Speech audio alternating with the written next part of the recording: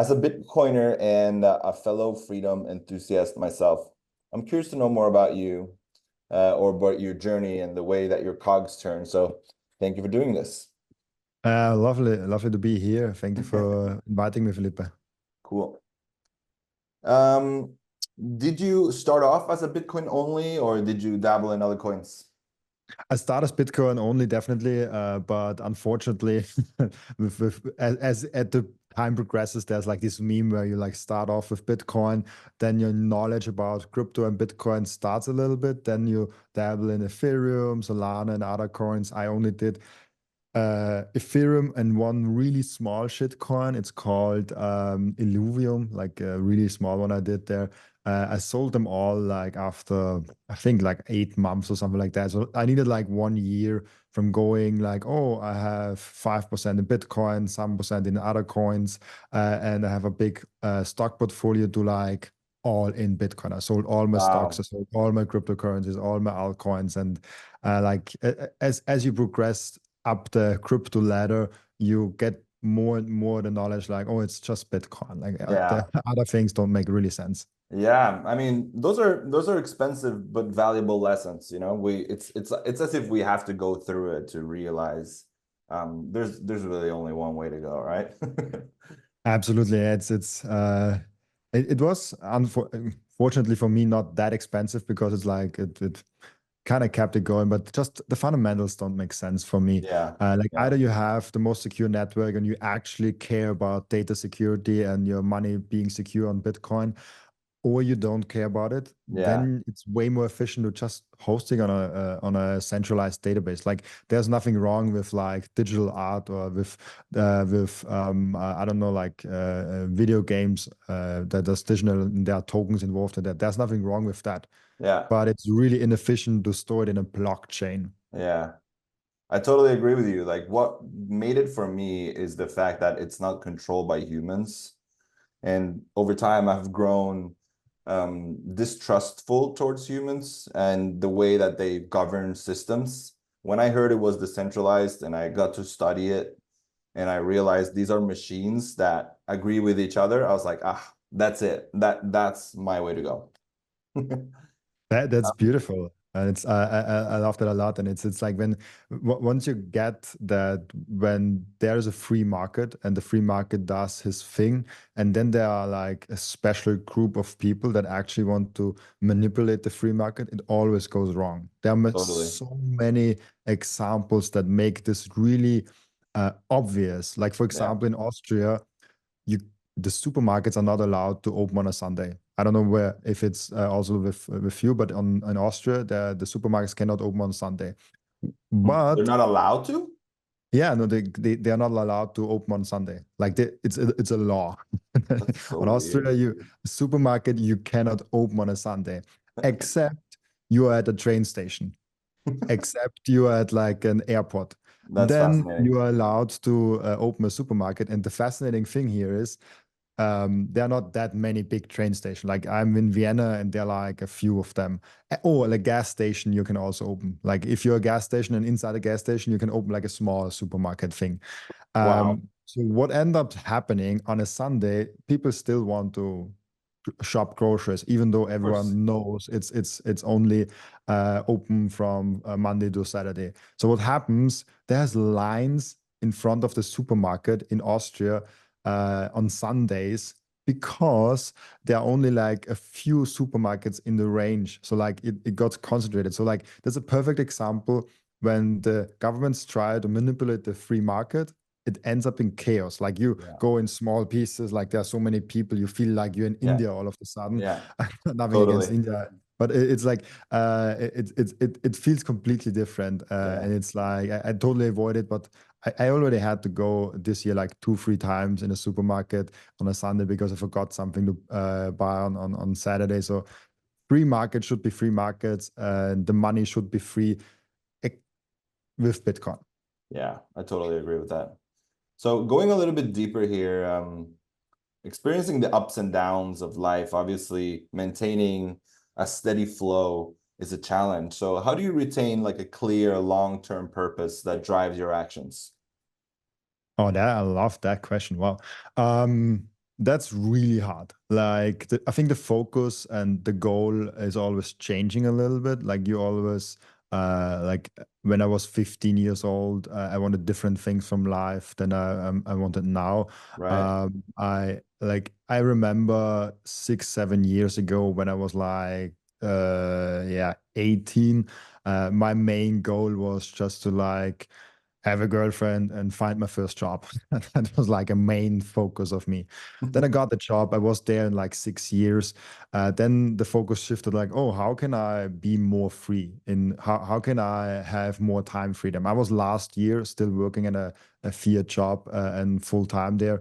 And there was like two instances of that where I could not go on a vacation, or I could not go on a vacation with my dad once, and I could not go to the Bitcoin conference in Miami that I really wanted to go because of work.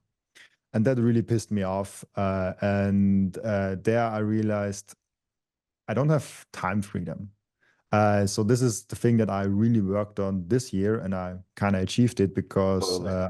I kind of work like 60 hours a week, but I can work from wherever I want. And if I just stop working, it's okay. Like Yeah. I will, it still works. Everything like right now, my focus is like the focus is I feel like always to achieve more freedom in kind of a sense. So when I was like 15 years old, 16 years old, we're like, oh, how can I get my first money? By the way, with my first money, I bought that watch. It was like 200 euros, and I still wear it, and I will never buy a different watch. I love that watch too much. That's so Uh, cool. so like my goal was always like to attain more freedom. Yeah. Uh, this looks different on different stages, but I feel like that's the Yeah. goal that overlooks everything. Yeah, that's really principled and solid, and I resonate a lot with that. The time freedom thing was a huge thing for me as well. So, do you have like any practical tools, either like a physical or an abstract, to keep your priorities in the forefront of your mind? Like, do you journal or do you go on walks and think about things that are important to you? Or Um, I have this luck that I'm an extremely driven person. I got to know about it once I lived now with my girlfriend because I'm just an extremely like I got to know about it once I figured out like how other people function, and I still am trying to figure out why this is because like I work 60 hours, 70 hours a week.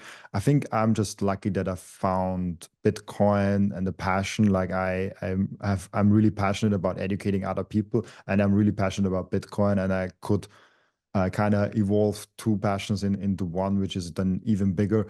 Um, and I'm just so like I'm coming home from like I rarely party, like I rarely go out, and when I go out, like even that like every 3 weeks, once for like few hours with friends, I come home at like 11 p.m. midnight. I go to my laptop and work a little bit more the things that I did not work because I was off at the party. So I'm extremely driven. I'm extremely passionate about the things that I do, and I think this is the biggest life hack. Find something that you truly enjoy doing, and then it's easy to be motivated, easy to be. I don't believe really in discipline. I believe in like making a framework that works for you. It's easy yes. when you have a passion about it. Um, and if you have to like have a goal where you shoot for, like you have to have like something that you're aiming for, and the aim should always be bigger than yourself. Like there's this popular saying of Elon Musk, like if you have a goal that you want to achieve in 2 years, try it in half a year. Yeah. You will not get there, but you will probably, if you actually try to get there in half a year, you will probably be way further ahead in half a year than you would be in half a year with the 2 year goal. So like have big goals, dream Yeah. big. Like I I have this big vision that I am on a level where I can invite guests on my podcast, fly them in, have an in-person studio in Austria, have the base here and fly them all around the world in That's here, amazing. or even go to other places and build their studio and build this. And when I tell these people, they're like sometimes laughing at me, like, "Huh, that's far away." And I'm like, "Yeah, maybe, but maybe also not. Like, who Yeah. knows?" So like, dream big and don't be discouraged when you dream bigger than your surroundings. They often don't dream as big as you. I love that vision. Thank you for sharing that. I really appreciate it. Can you describe a moment when you experienced a profound sense of meaning? I don't know if if I found that. Like I feel like that's something very deep, and I often like when I go. I'm 25 now. Like I'm a really Yeah. young dude. So like when I was 18, 19 years old, I thought I know what I'm doing. I thought I know what the meaning is of my life. 2 years later, I was like, ah, no, that's that's not the meaning of life. But then 2 years later, then I thought like, oh, that's the meaning of life. So like I, I always kind of think that I found the meaning of life. Right now, the meaning of my life is like educating other people and being really passionate 24/7. Yeah, But I don't spend really a lot of time with my family, only with my girlfriend because she is living with me. But even then, I don't spend as much time with her as I should, honestly. And then when you go out and maybe like go out like 10 years from now, maybe then my meaning of life is like spend time and make kids or have kids already, build a house, build a garden, do all that's like I think meaning of life is very subjective to your current absolutely. life Yeah, situation. yeah, And there are like seasons in life. There are seasons where you have to hustle. There are seasons where you have to enjoy time with your family, and there are seasons where you give back. And I feel like right now is my hustling season to like 30, 35. I'm really working hard. And I will always work in some capacity. I feel like the concept of pension, the concept of retiring, I don't think this will come to me. I will I just like totally work agree with that. the last day. So there are different seasons, definitely.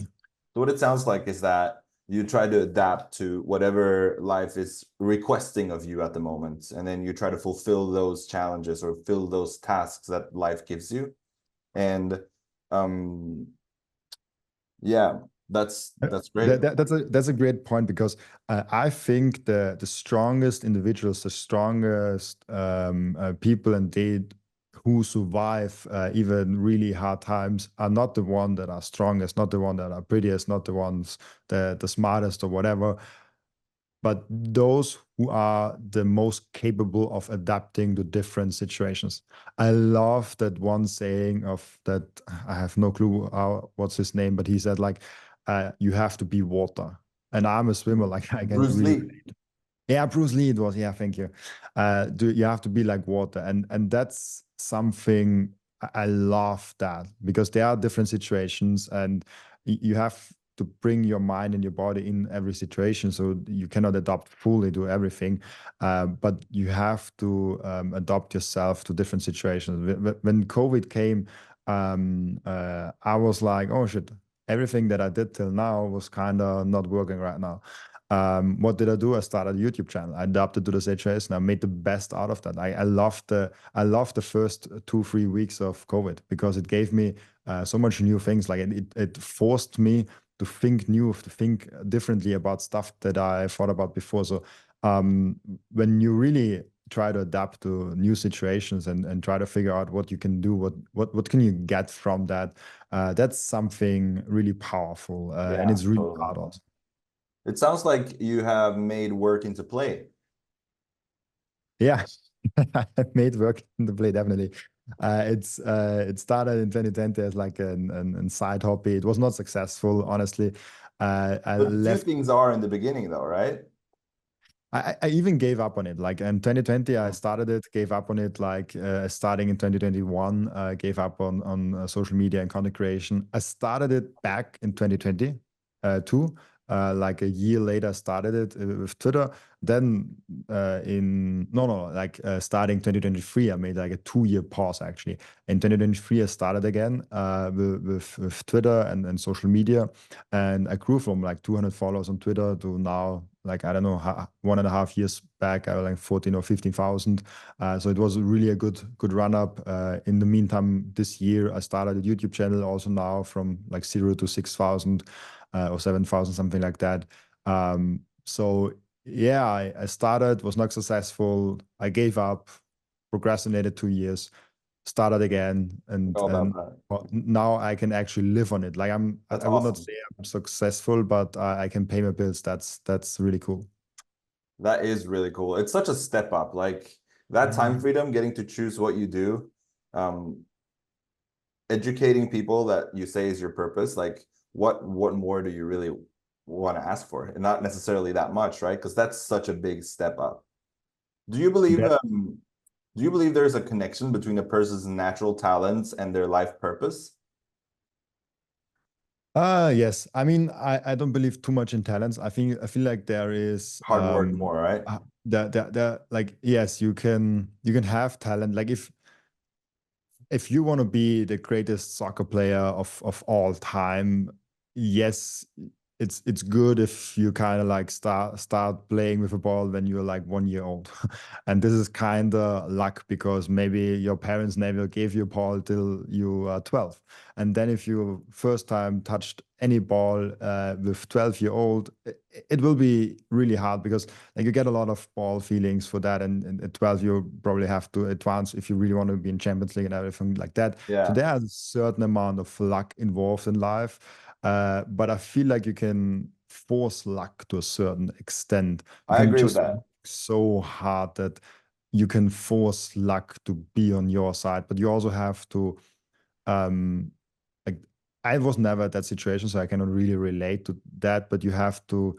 I mean, I was kind of in that situation. I was starting to be really good in swimming. I was going to Austrian national swimmings, but I was also like 21 already, 20 already, something like that.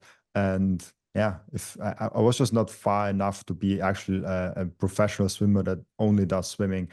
So I had to realize nah, that's not gonna work out. Like I can really work out hard, but there are already Olympic swimmers with like 21, and I'm not. I'm so far away from that. I would only be an Olympic swimmer if I would be a woman with my times. That's really good self-awareness there, Robin. Not a lot of people, I guess that's not really a good statement, but that's something that I miss in a lot of people. Like it's the ability to be honest with yourself, be self-aware. So if someone asks you to help them discover their God-given abilities and talents, and what they're supposed to be doing, what would you direct them towards? Try and error. It's Great. That's awesome. unfortunately it's that bad. Like it's if you are stuck in a job or like school or whatever where you're at it in life, and you cannot really grasp what you want to do, and there's nothing that really excites you. Stop what you're doing and just like make a year where you have like every 2 months a different job, or where you like I think that would be something like if you're stuck in a job that you don't like, and it's okay financially to quit that job maybe and go in other jobs, and you find other jobs, like go and get like every 3 months a different job. Find out like like, most people are so afraid to change. Like they're rather sticking to something that makes them miserable than changing them with having the chance of making them actually a little bit more happy and having a chance to Yeah. make new experiences. So like that's something that is overlooked, I feel like. And when you do that, it makes a difference in the world, and it could make a difference in your personal world. Very few things grow in the comfort zone, I've heard. We're going to go straight into some fast ones here, Robin. Do you believe a human's life has a predetermined purpose? No. Nope. I don't think so. I feel like there's purpose in life, but I don't like things that take power away from me. I love that. Do you believe in a higher power guiding your life's meaning? I think there's a higher power. I don't know if it guides me. It definitely is there in life. There's something that is bigger than all of us, but I don't know how to what extent it guides me. That's the route I still have to really look into it. Is it ever too late to discover one's purpose? Yeah, if you're dead. I love that. What's the best thing you've ever bought with Bitcoin? Oh man, that's oof. Uh, I don't buy a lot of things with Bitcoin, honestly, because there are tax implications in my country. Did I ever buy? I mean, yeah, I think the only thing I buy with oh, are pancakes. I bought pancakes with Bitcoin. I Yeah, love yeah. that. I'm only giving out my Bitcoin at Bitcoin conferences because I love doing that and experiencing That's the circular cool. economy. And That's yeah, cool. that were pancakes. Do you think we will live through the moment Bitcoin becomes a world reserve currency? Yes, 100%. Yeah, I think so too. Like live through. You say like live through. That's interesting.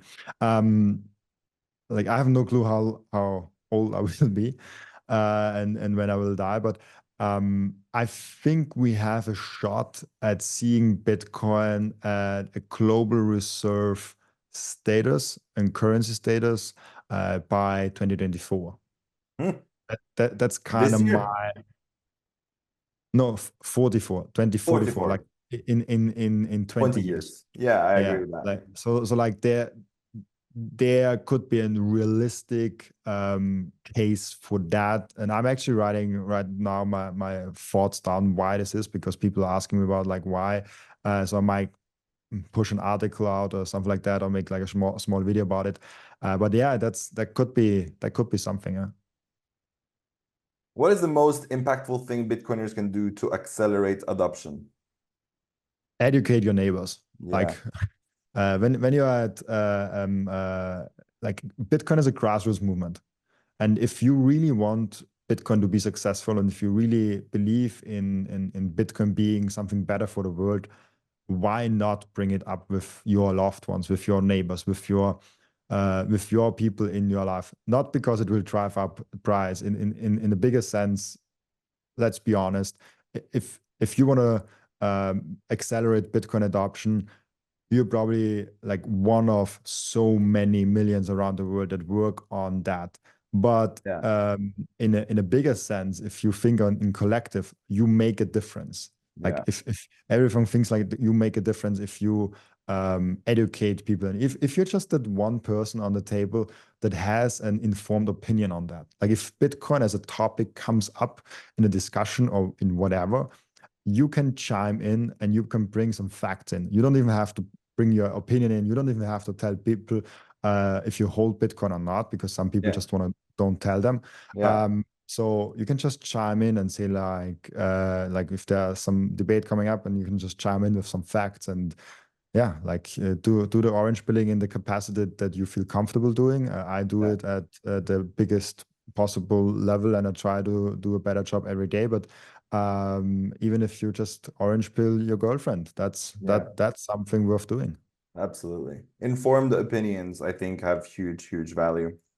To round it off here, Robin, just a few this or that questions. Be wealthy and humble or famous and influential? Famous and influential, I feel like, is more powerful, even though I think influential is more powerful, but humble. That's a really tricky question. Wow, I love it. I I think you will not get to an influential state if you're not humble. Like humble is like the underlying thing. So I would go with rich and humble because humble is in there. I love that. KYC Bitcoin or ordinals? KYC Bitcoin. I agree with that. Ocean mining or mining centralization? Ocean mining. Totally agree. What is something you're wildly excited about, Robin? This is the last question.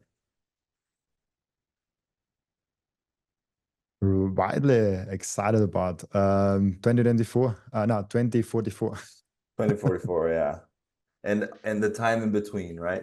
Yeah, like the Bitcoin, basically, it's the Bitcoin is the thing that I'm wildly excited about. Like this is an Yeah. obvious one, but like I'm talking every day about it, and like that's this meme. Like you stand up, you're on Twitter, you're on YouTube, you talk about it, you make a podcast, you talk about it, you edit a podcast about Bitcoin, and then you come home, you see a Bitcoin podcast from someone else. Oh, then you go on a live stream, you talk about Bitcoin, then you go on Yeah. X Space, you go on Yeah. Bitcoin. There was this. I have a small story about Michael Saylor to tell. I met him and I recorded a podcast with him in Prague, With who? uh, with Michael Saylor. Marcus. Yes, I saw the episode. Yeah. Yeah, and I was and I saw him at Bitcoin Prague, and I heard a story, and it was really nice because he's on all those podcasts. Like he is on stage in the morning, then in the afternoon he's on all the podcasts. Then he talks in the booth with everyone, and then like in the evening he has the speakers dinner, and then he comes, then he drives in his van to this hotel. And what does he do? Like he listens to other Bitcoin podcasts. Like he is so obsessed with Bitcoin, and I feel like all Bitcoiners, as including as me, I'm so obsessed with Bitcoin. If I'm not like eating, sleeping, or maybe doing something with the podcast, some technical things that I have to do to make Bitcoin go a little bit wider, then I'm just consuming Bitcoin and Yeah. producing Bitcoin. Yeah. It's hard to imagine what we would do without it. Yeah, I would probably be a stock pro. I don't even dare to imagine what I would be doing. Yeah, I I'm mean, I living off was. of it now. It's truly changed my life. So I'm stoked. I'm excited for it. Thank you, Robin, for your time. I really appreciate it. I really enjoyed this conversation, and I hope to see you again soon. Thank you, Felipe, for bringing me on.